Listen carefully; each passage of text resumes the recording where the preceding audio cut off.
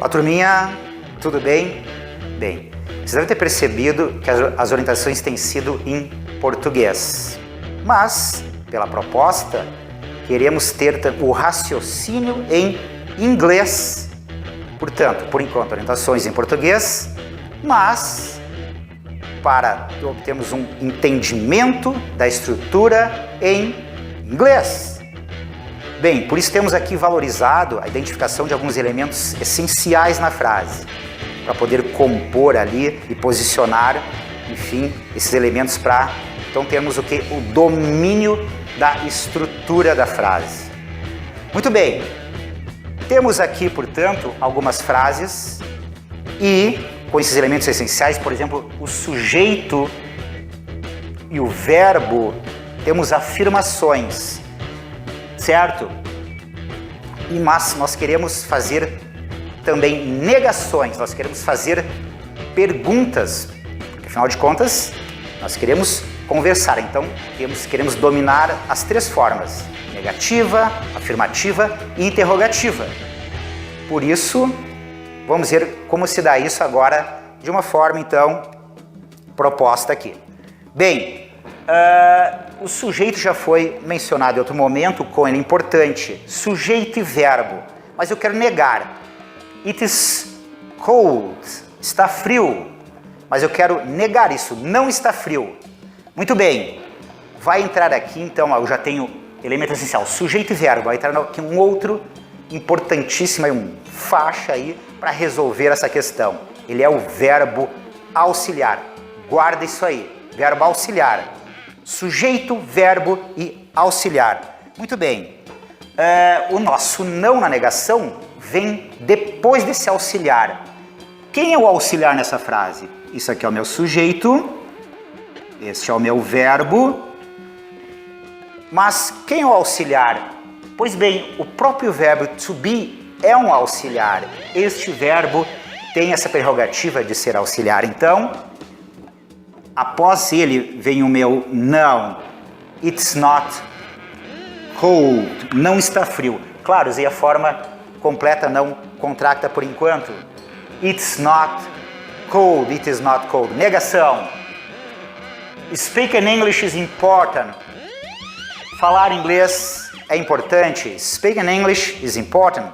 Muito bem. Negação disso. Opa, quem vai ser o... Já vimos uma questão, o quão importante a identificação do sujeito aqui. Falar inglês, o verbo. Quem é o auxiliar? O próprio to be. Então,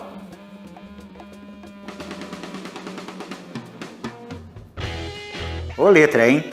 Então, aqui está o nosso auxiliar e após ele que vem o nosso não. Então, o que foi importante aqui? Saber quem é o nosso verbo auxiliar, que é o is to be aqui no caso. Muito bem, it rains in Rio.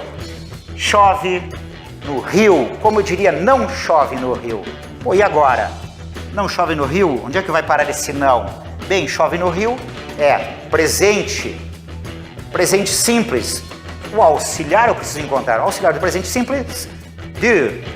Só que quando o sujeito é ele ou ela, em vez de do, does. Então, da mesma forma, é o sujeito antes do não,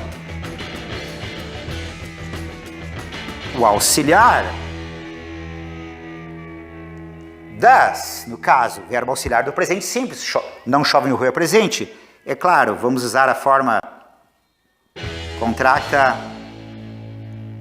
nesse caso aqui vamos usar doesn't, it does not, ou it doesn't.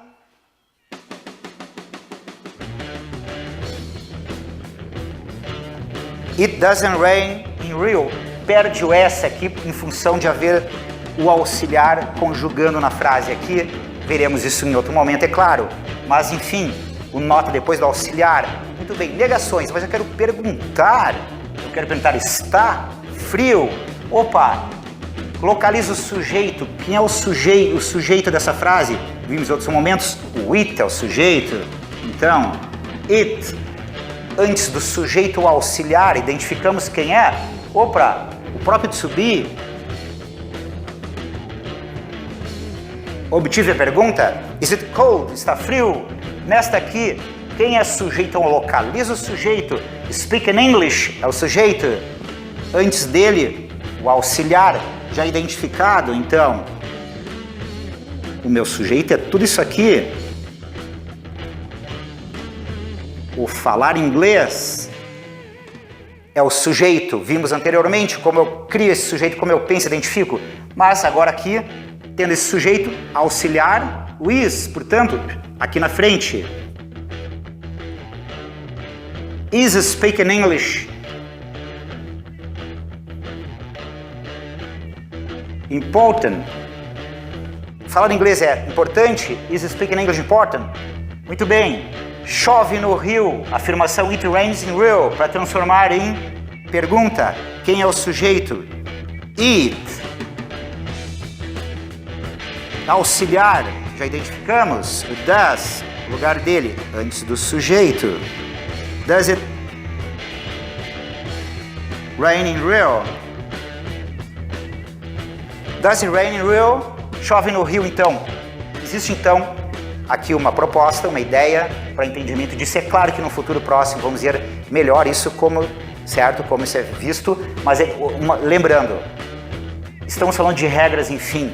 Mas, é claro, essas regras, essa determinação de onde colocar, de posicionamento de elementos, tem que ser acompanhado de fala e agregamento de vocabulário, certo? As três coisas têm que vir juntas.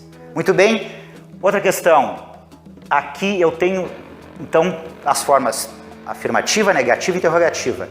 Mas se eu quero evoluir no inglês, eu quero também outros tempos verbais. É claro.